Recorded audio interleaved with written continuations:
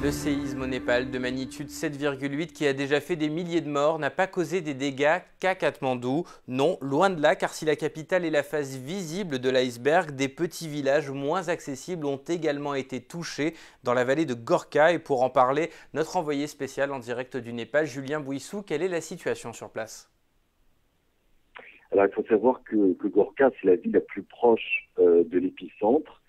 Dans tout le district, il y a à peu près 240 000 habitants, des villages qui ont été rayés de la carte. Le problème, c'est que ces villages sont inaccessibles, coupés de tout.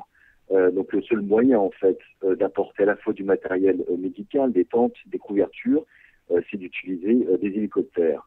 Les hélicoptères sont très, très rares. D'abord parce qu'ils n'ont pas la place pour se poser, hein, le sol est très instable. En plus, il y a des glissements de terrain.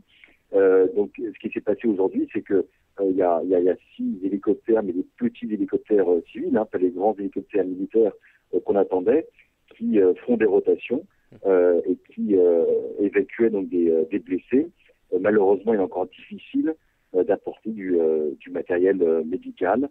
Donc, la situation, c'est une ville où des ONG arrivent, plantent leur drapeau un peu partout, où du matériel arrive aussi, médical, des couvertures des tentes. Le problème, c'est que tout ce matériel reste à Gorkha, dans la ville, et n'a pas encore été acheminé dans les villages qui ont été dévastés par le séisme. Merci beaucoup Julien pour ce point sur la situation et pour en savoir plus sur les conséquences de ce séisme au Népal, vous pouvez cliquer sur les liens juste en dessous de cette vidéo. Bonne lecture.